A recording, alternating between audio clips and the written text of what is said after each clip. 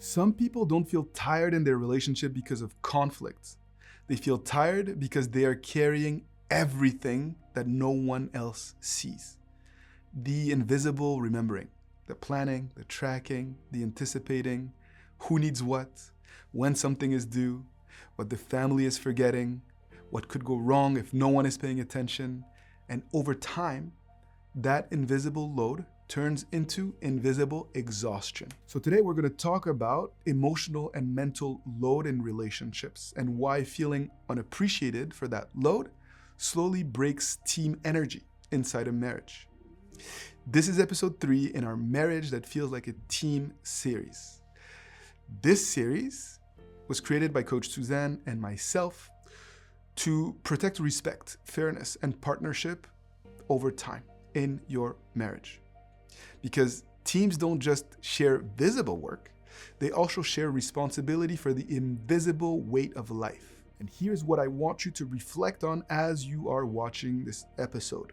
Do you sometimes feel like you are managing the details of life for everyone in your family while also trying to make it look effortless? Or do you sometimes realize that your partner may be carrying things that you don't even see?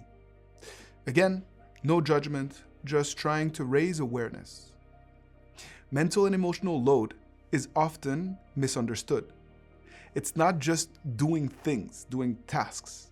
It's remembering that the tasks exist. It's anticipating needs, tracking schedules, managing logistics, doctor's appointments, visits and things related to the children's activity at school. Thinking 3 steps ahead and holding the emotional temperature of the home. And in many families, one partner ends up carrying more of that invisible work, and often even without even realizing it or without any explicit conversations about it occurring. Modern life makes this heavy, especially with technology, the fast schedules, the constant work demands and the constant notifications on your phone. And again, the children's activities and the planning around, medical appointments and the financial tracking, all of that adds up. And when one partner is carrying most of that tracking, resentment can quietly grow underneath the daily life happenings. Another important reality is this.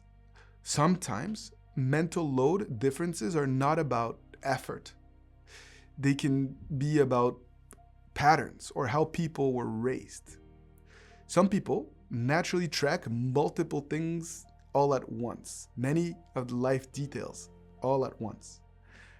And others tend to hyper-focus or to focus deeply on one task at a time. Neither is wrong, but without communication, those differences can create misunderstanding or differences in expectations. And the partner that is carrying the load may feel abandoned. The partner not seeing the load may feel unfairly criticized by the other, and both feel alone.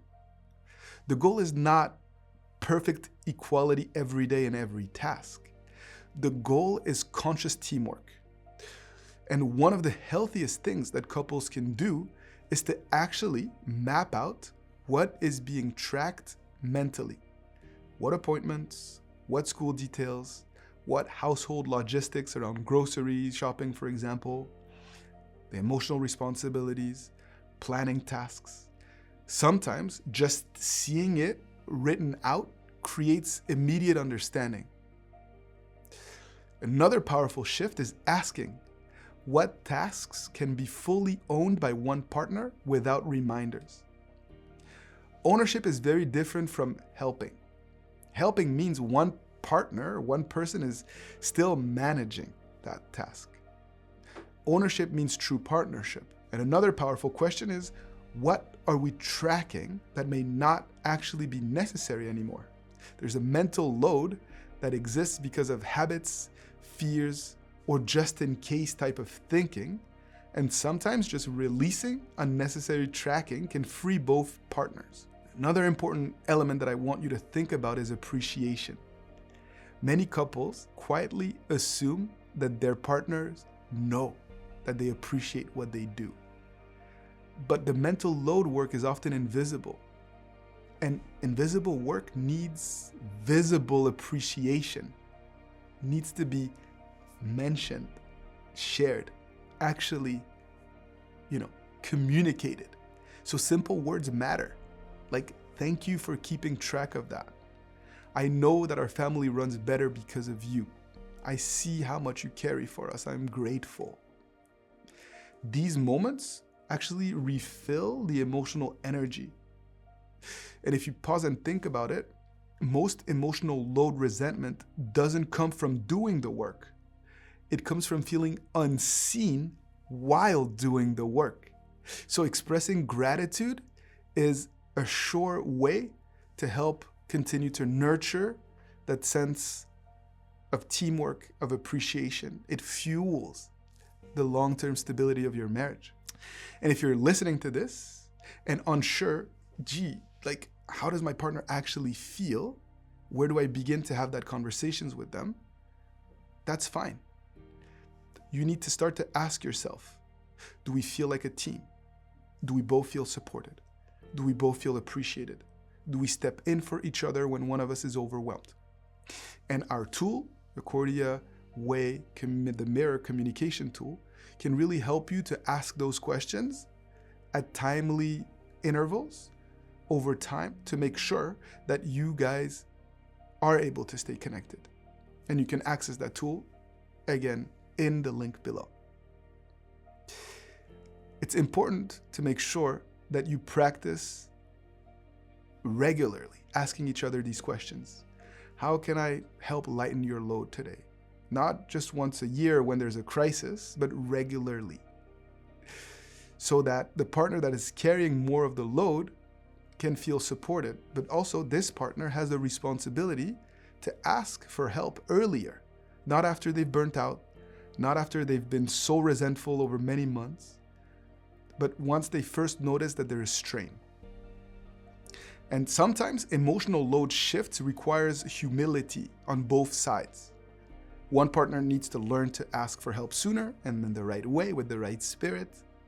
And the other partner needs to also notice sooner that their spouse needs help. So, of course, you may be watching this and thinking, we're a good team, but yeah, sometimes things get overwhelmed. That's okay. You're not alone. No one has reached, the pinnacle of learning about these things. We're all learning on this journey. And every family moves through seasons of imbalance. Sometimes there's new jobs, new kids, health stresses, financial shifts, life transitions, and that is okay. And if you have specific questions about your specific situation or challenges that you don't know how to resolve, always feel free to share what it is that you're going through and to ask your questions so that we can help you with next steps through future content and courses that we will create based on the reality of your everyday life. Ultimately, if you are serious about building a strong marriage, understand that this isn't about eliminating the load. It's about sharing it consciously. And when couples feel seen, feel appreciated, feel supported in the invisible work of life, the team identity becomes stronger. In the next episode of the Marriage That Feels Like a Team series, we're going to talk about something that helps couples to rebalance the load and the connection in real time. So how to share and meet each other's needs without pressure. Because needs are normal and pressure is what creates resistance. So if you want a relationship that feels like true partnership, stay with us. Let's continue to learn together through the Accordia Way. And I'm so happy to be able to support you on your journey towards healthy marriages and relationships, because those marriage and those relationships will have a ripple effect, not just on your couple, not just on your family and your children, but on your community. And that is how we can learn to set the world in order. One relationship, one marriage, one family at a time. Thank you for being part of this learning process and this movement. We are so grateful to learn together.